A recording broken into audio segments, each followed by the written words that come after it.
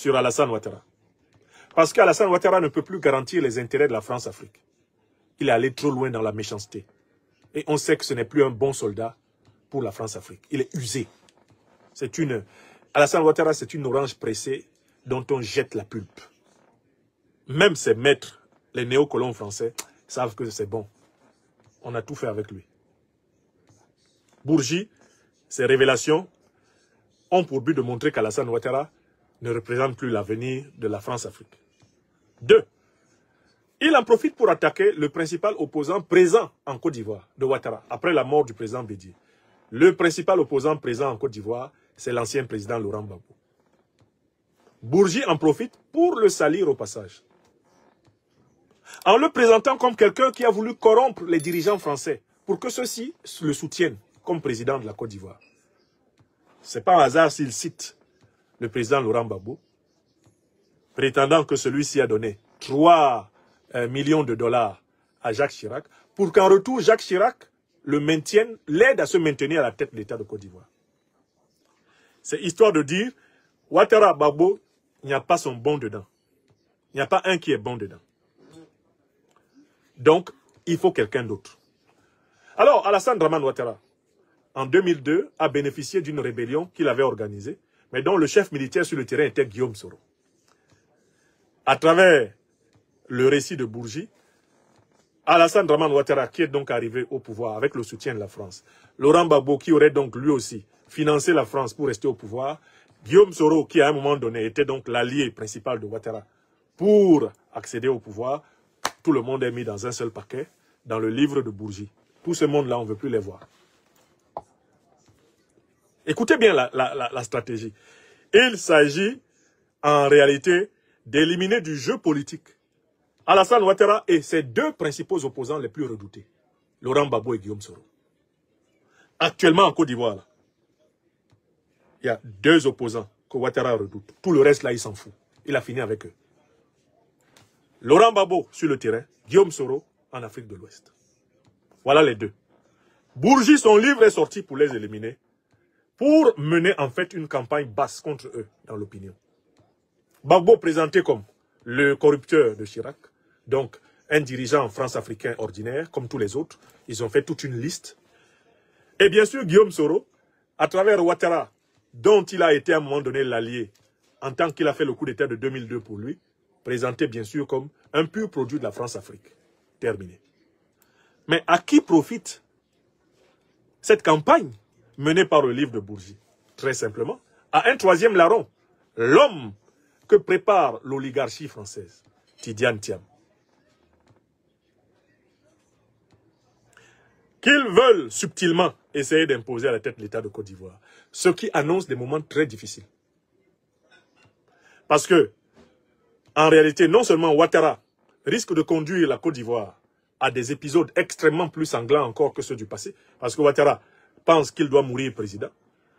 Mais de l'autre côté, l'opposition ivoirienne qui est en train de se rassembler a décidé de libérer le pays. On va vers un duel dans lequel le fameux Tidiane Thiam, bien qu'il soit en embuscade pour le compte de l'oligarchie, de l'ultralibéralisme, du néocolonialisme, le fameux Tidiane Thiam risque de se retrouver bientôt dans la situation de la moustique, du moustique qui était à l'endroit où les gens étaient en train d'applaudir.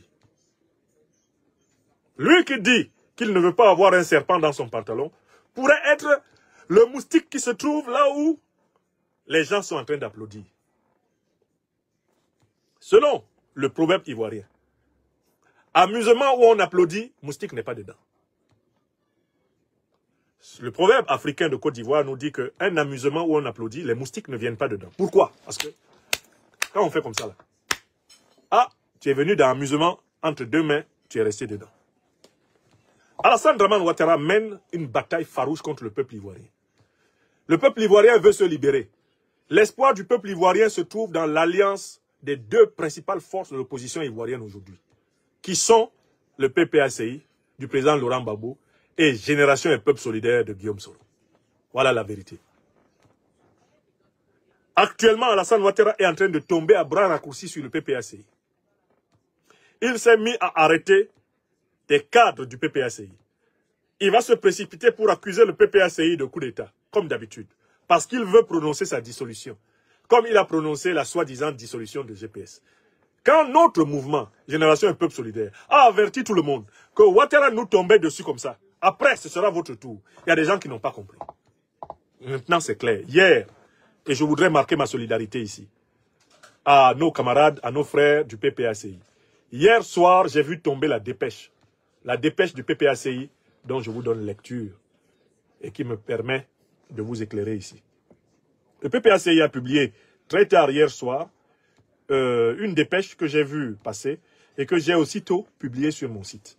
La dépêche, c'est « Déclaration relative à l'enlèvement du ministre Charles Rodel Dosso, secrétaire général adjoint du PPACI. » Ce samedi 5 octobre, le Parti des peuples africains de Côte d'Ivoire a été informé que le camarade Charles Rodel Dosso, ancien ministre, secrétaire général adjoint en charge de la mobilisation de la société civile, a été enlevé à son domicile à Bingerville, devant sa femme et ses enfants, avec deux membres de son cabinet, par un commando d'hommes armés encagoulés.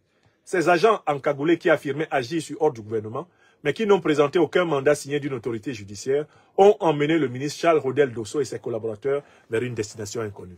Fin de citation. C'est exactement la méthode utilisée contre Génération Un Peuple Solidaire, depuis plusieurs mois. Donc, en réalité, Alassane Dramane Ouattara croit pouvoir non seulement écraser le PDCI-RDA néocolonisé version Thiam, mais écraser Génération Un Peuple Solidaire et le PPACI. Par conséquent, en Côte d'Ivoire se prépare une grande confrontation. Bourgi écrit son livre dans ce contexte. Il faut mettre sur le même pied d'égalité le despote Ouattara et les résistants que sont le président Laurent Gbagbo, le président Guillaume Soro. Et il faut cacher en embuscade, bien sûr, l'enfant chéri du haut capitalisme occidental et qu'on voudrait, comme Alassane Dramane Ouattara, en 2010, positionner à la tête de la Côte d'Ivoire. Voilà le plan dans lequel le livre de Bourgi arrive. C'est pour ça qu'il ne faut pas l'acheter. Il y a une troisième raison pour laquelle il ne faut pas l'acheter. C'est que Robert Bourgi bénéficie étonnamment d'une couverture médiatique extraordinaire de tous les médias. Les médias officiels. Les médias traditionnels de la France-Afrique lui ont donné toutes leurs pages. Il est sur RFI, il est sur France 24, il est sur TV5, il est sur Jeune Afrique, il est sur Le Monde. Il est partout. C'est un signe qui ne doit pas vous tromper. Quand un individu bénéficie d'une telle couverture médiatique, c'est qu'il fait partie d'un plan qui a été conçu en haut lieu. Ça, c'est la troisième raison. C'est un plan conçu en haut lieu, que vous voyez là. Jamais on ne permet une couverture médiatique, tous azimuts de tous ces médias, pour quelqu'un qui ne bénéficie pas d'une protection en haut lieu. C'est un plan de communication de la France-Afrique, que vous voyez là, Bourgi. Le phénomène Bourgi. C'est un travail en profondeur, des services secrets, avec lesquels il a toujours parti lié. Et puis vous voyez, il est tranquille. Il dit tout ce qu'il dit et il vit tranquille. Il vit tranquille pourquoi? Mais parce qu'il se sait protégé et même parce qu'il est autorisé à parler sur les médias officiels. Donc, il fait partie de la stratégie. Ça, c'est le troisième argument. Quatrième argument, mais c'est un monsieur qui a une mémoire sélective. Il a une mémoire sélective. Il oublie exprès ceux des chefs d'État africains ou ceux des dirigeants africains qui sont en relation et en odeur de sainteté avec lui. Quand il cite là, il y a des noms qu'il saute. Pourquoi il saute des noms? Alors que tout le monde sait qu'il y a même des affaires qui sont judiciaires à Paris où ces noms sont cités. Pourquoi il ne les cite pas? Bon, il veut peut-être dire qu'il n'était pas lié à toutes les affaires de corruption politique. Mais enfin, quand même, c'est assez curieux. Les noms qui manquent. Donc, en fait, ce sont des révélations à tête chercheuse. C'est pour mélanger les gens, quoi. Surtout, mélanger les gens qui peut-être ne lui ont pas donné assez d'argent, puisqu'il reconnaît que lui, il a constamment bénéficié de l'argent. N'est-ce pas?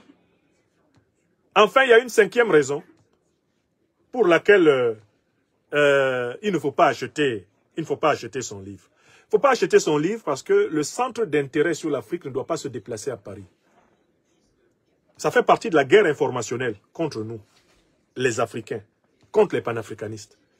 À travers Bourgi, ils veulent que le centre d'intérêt sur l'Afrique se déplace à Paris. Son ouvrage scandaleux est un hameçon pour déplacer l'opinion. Pour que l'opinion n'écoute plus les panafricanistes. Voilà pourquoi il ne faut pas acheter son livre. Il ne faut pas acheter son livre. Il faut le critiquer au passage. Il ne faut même pas en faire un objet central.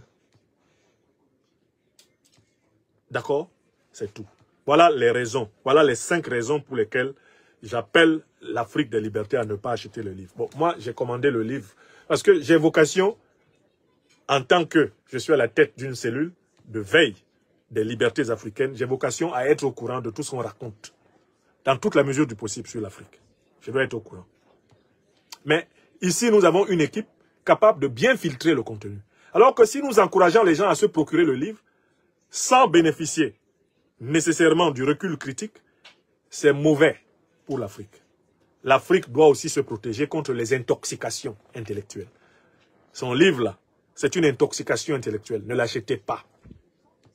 Il y a de très bons livres sur le système France-africain, par contre, que je vous recommande. Et je me permets de vous recommander un grand titre. Je ne vais pas recommander un de mes livres. Ce serait trop prétentieux de ma part.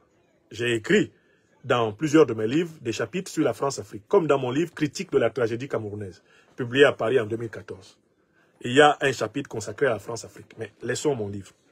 Il y a un grand livre de référence sur la France-Afrique que je recommande. Il a été publié aux éditions Stock par François-Xavier Verschave, qui a présidé avant sa mort l'Association française de mobilisation Survie. François-Xavier Verschave. Je mettrai son livre en en-tête de cette conférence. Sur YouTube, Facebook, je vais vous remettre le livre. Il s'intitule « France-Afrique, le plus long scandale de la République française ». Il a été publié aux éditions Stock, S-T-O-K à Paris. François-Xavier Verschave. Voilà le livre que je recommande. Si vous voulez acheter ce livre-là en très grande quantité, achetez-le. Parce que dans ce livre, François-Xavier Verschave prend fait et cause pour les peuples africains opprimés et il dénonce la mafia franco-africaine. Ce qui est notre objectif. Donc, je ne dis pas de ne pas lire des livres de français. Là, je viens de vous citer un auteur français, non? François-Xavier Verschave. Il vaut mieux, si vous avez de l'argent, commander le livre de François-Xavier Verschave, La France-Afrique, le plus long scandale de la République française, que d'acheter le livre de Bourgi, qui est un ramassis d'anecdotes orientées, d'anecdotes tactiques, d'anecdotes de diversion.